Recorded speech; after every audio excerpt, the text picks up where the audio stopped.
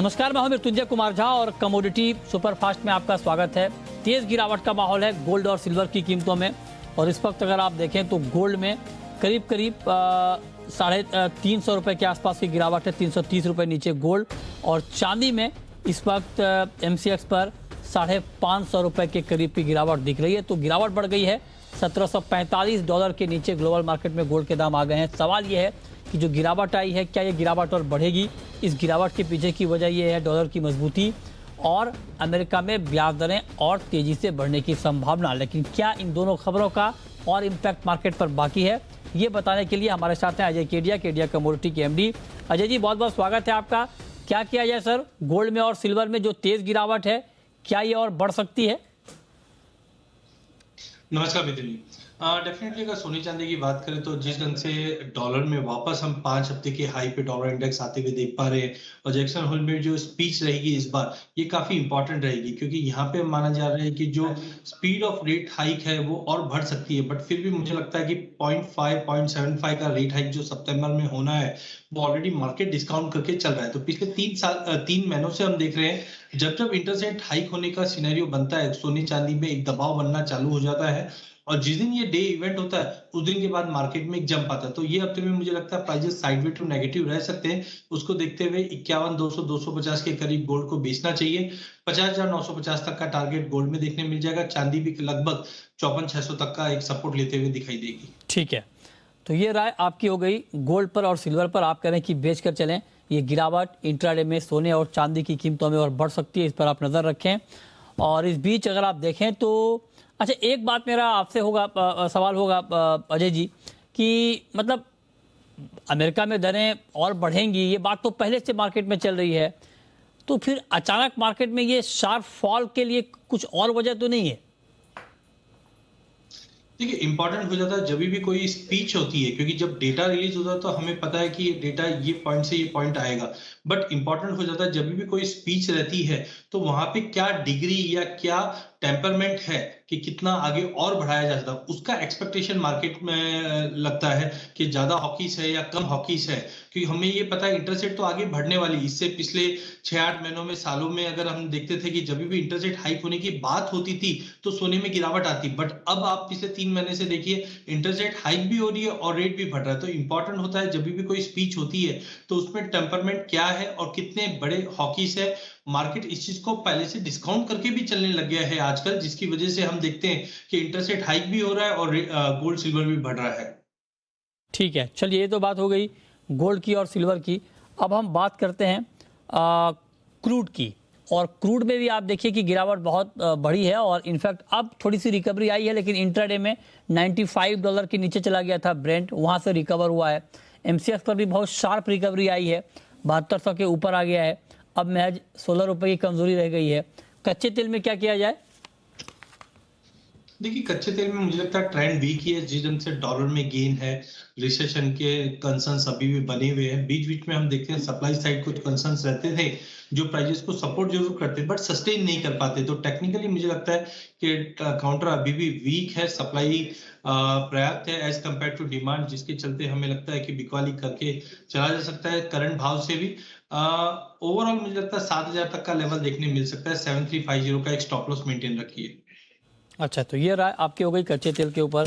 अब आते हैं मेटल पे। मेटल में वैसे तो मेटल के मार्केट में आज कमज़ोरी है, लेकिन बहुत ज़्यादा गिरावट नहीं है। लेकिन फिर भी अगर मेटल में किसी एक काउंटर को, खास करके एल्युमिनियम को चुनना हो या एल्युमिनियम में ट्रेड लेना हो, तो क्या आप रिकमेंड करेंगे?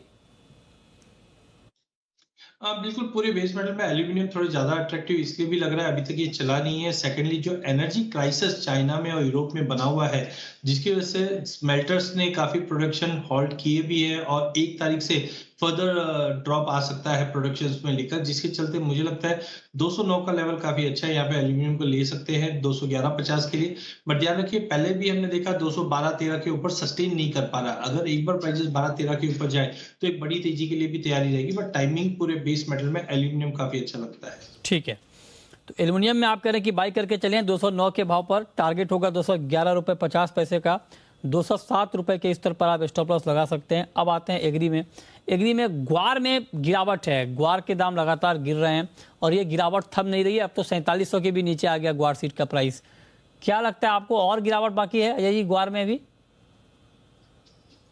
देखिए आई थिंक जैसे पहले मैंने बताया था कि 5400 के ऊपर जब तक नहीं निकलता ट्रेंड वीक है। वी वर नॉट एक्सपेक्टिंग कि 47 48 के नीचे सस्टेन करे, बट टाइमिंग पॉजिटिव कोई क्लू नहीं आ रहा है मार्केट में जो बाइंग इनिशिएट करने के लिए हमें मौका दे।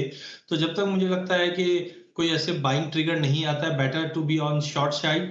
जो नीचे में 45 50 तक का लेवल एक बार गवार दिखा सकता है, बट कोई भी शॉर्ट पोजीशन कैरी मत कीजिए अगले दिन के लिए। जो भी ट्रेड करे इंट्राडे के हिसाब से ही करके चलिए। ठीक है, तो ये राय आपकी हो गई। ग्वार के ऊपर 78 रुपए नीचे है। एनसीडीएक्स पर ग्वार सीट का वायदा 4654 ये लेवल दिख रहा है।